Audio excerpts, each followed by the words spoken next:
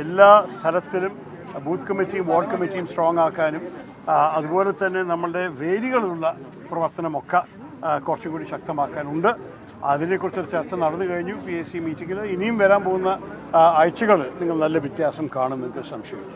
നേതൃമാറ്റം ചർച്ച ഉൾപ്പെടെ വരുന്നുണ്ടോ? KPCC പ്രസിഡന്റ് മാറും എന്നുള്ളതും എനിക്ക് തോന്നുന്നില്ല. എന്തായാലും എൻ്റെ അറിവിൽ ഈ കാര്യത്തിൽ തീരുമാനം ഞങ്ങളുടെ അല്ല, ഇവിടെയല്ല, അത് പിന്നെ ഹൈക്കമാൻഡെല്ലാം ചിന്തിച്ച് തീരുമാനിക്കും.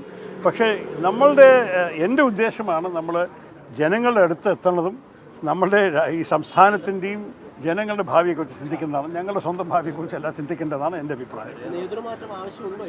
എനിക്ക് തോന്നുന്നില്ല. പക്ഷേ ഞാൻ ഇതിനെക്കുറിച്ച് അഭിപ്രായം പറഞ്ഞു കഴിഞ്ഞാൽ വിവാദത്തിൽ ഞാൻ കയറുന്നില്ല. ഇതൊക്കെ വേറെ വിഷയമാണ്. മാധ്യമക്കാർക്ക് അതിലാണ് ശ്രദ്ധ. പക്ഷേ ജനങ്ങൾക്ക് എന്താ ആവശ്യം?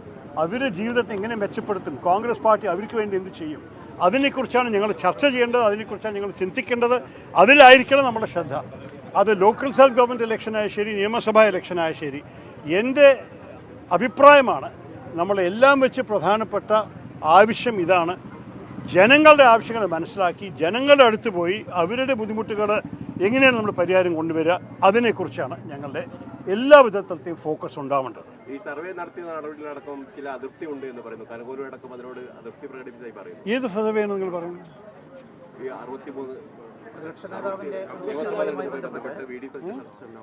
അല്ല, എനിക്കെന്തായാലും എല്ലാറ്റിനെ കുറിച്ച് അറിവുണ്ടാവുന്ന നിർബന്ധമില്ലല്ലോ.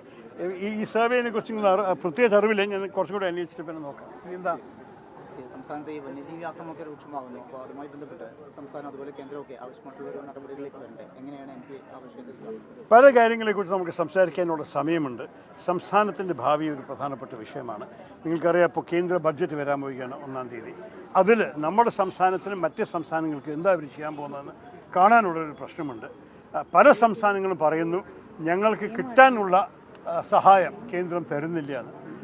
അതൊരു വലിയൊരു പ്രധാനപ്പെട്ട വിഷയമായി മാറി വരുന്നുണ്ട്. 26-ൽ ഒരു പക്ഷേ സെൻസസ് നടക്കുമെന്നാണ് നമ്മൾ കേട്ടിരിക്കുന്നത്. ഭരണഘടന പ്രകാരം പിന്നെ 84ാമത്തെ അമെൻമെൻറ്റ് പ്രകാരം അത് കഴിഞ്ഞിട്ട് ഒരു പുതിയൊരു ഡീലിമിറ്റേഷൻ ചെയ്യും ഭാരതത്തിൽ.